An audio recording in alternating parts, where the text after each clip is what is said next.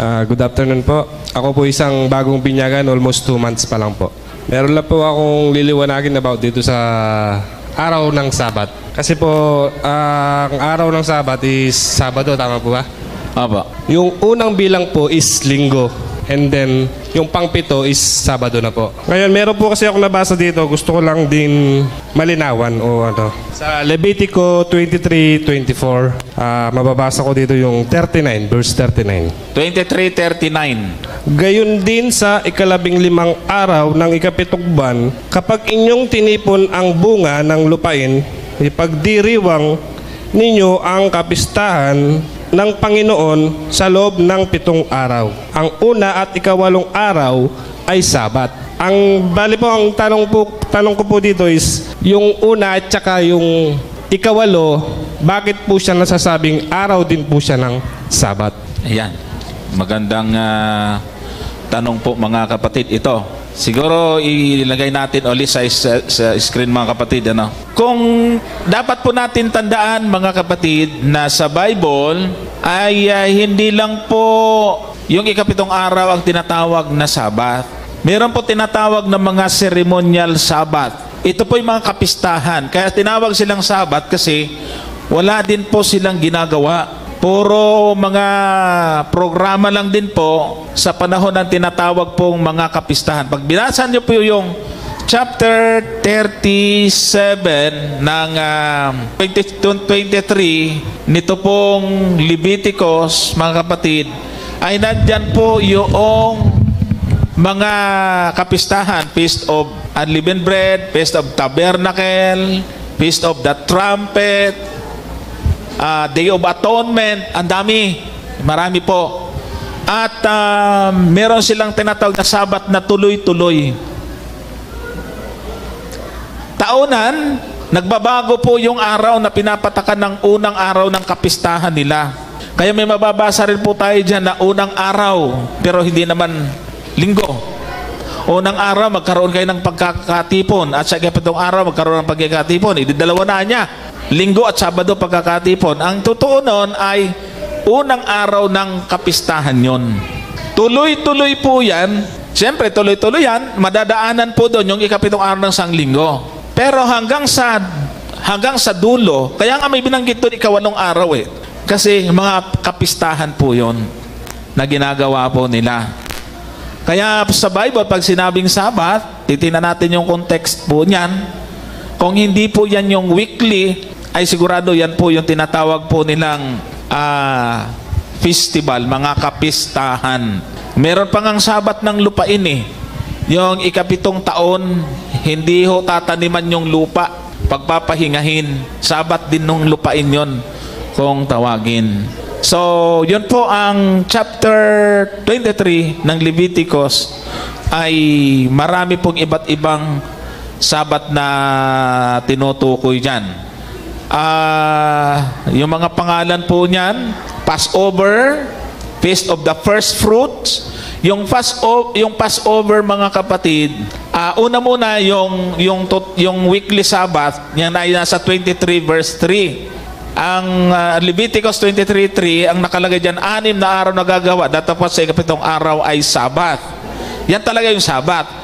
Pero pagdating ng verse 4 hanggang verse 8, tinatawag po niya na Paskwa.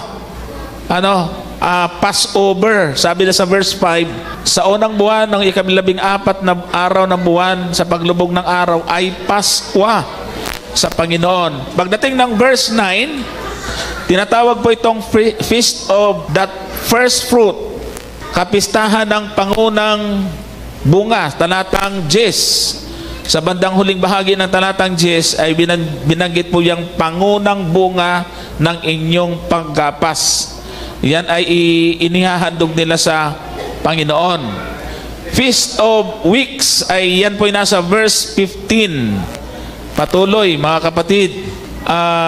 Sa talatang 15 ay binabanggit po dyan na merong 7 Sabat na ganap.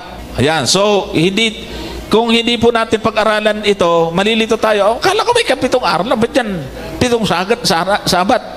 Puro ganap na talaga. So, ayan po yung pagkaka-outline po rito. At yung Feast of the Trumpet naman, nasa verse 23, mga kapatid. At ito po yung pista ng mga trumpeta. At yung pong verse 26, yan na po yung Day of Atonement. Yung minsan isang taon na ginagamit, isinasagawa po nila yung paglilinis doon sa pinaka sanctuaryo. So yan po yung mga sabat doon sa chapter 23 ng Leviticus. Brother Gomer. Ayan, gusto ko lang idagdag sa iyo, kapatid, kung mapapansin po ninyo, ang kaibahan po nung weekly Sabbath, ang weekly Sabbath po ay definitely Sabado po yan. Okay? Yan po yung nasa Exodo 20, 8 hanggang 11. Yan po ay hindi ho nagbabago. Lagi po yung ikapitong araw. Kaya ang ginamit doon, alalahanin mo ang araw ng Sabat upang ipangilin. 6 na araw na gagawa ka, ngunit ang ikapitong araw, the 7th day is the Sabbath of the Lord your God. And that is the Sabbath, 7th day Sabbath. Okay? Anong kaibahan niyan doon sa mga Sabat na binanggit ni Brother Johnson? Yung pong mga Sabat na yun, mga kapatid, ay maaring pumatak po yun sa kahit anong araw. Pwede pong Merkules, Martes, Linggo, Biyernes, Huwebes. Bakit? Pansinin po ninyo, mga kapatid, sa verse 4. Ito, sabi niya, 23 verse 4. Sabi niya, ito ang mga takdang kapistahan sa Panginoon ng mga banal na pagpupulong na inyong itatanyag. Kailan? Sa takdang panahon. So itong mga kapistahan na ito, mga kapatid, ay mayroong takdang panahon sa loob ng isang taon. For example, number 1, verse 5. Tingnan po ninyo. Sa unang buwan. Kung sa atin yan, anong unang buwan natin? Di ba, January? Tingnan ninyo, sa unang buwan ng ika-14 na araw. So, parang January 14. Okay. Yung bang January 14 ngayon at yung January 14 sa susunod na taon magkaparehong araw? Hindi. Yan po ang ibig sabihin po niyan, mga kapatid. Ngayon, itong unang buwan nila, Nisan po yan, Nisan 14. Ibig sabihin, sa Nisan 14, doon mag-uumpisa, sabi niya, sa paglubog ng araw, ay ano daw? Paskwa ng Panginoon. So, ang pinagbabatayan po dyan ay hindi yung weekly, kundi yung petsa. Pag dumating yung petsa na yon, Nisan 14, kahit anong araw po bumagsak yan, yun ay tinatawag na Sabat dahil nga po yan ay kapistahan. So, yun po yung nabasa nyo na Sabat na yan po ay connected dun sa kapistahan ng mga Israelita na ginagawa po nila yan once a year. Isang beses sa isang taon. At yan po ay meron silang 7 na kapistahan. So, ang ibig sabihin, 7 times din yon sa isang taon. Ganun po yan, mga kapatid. Okay.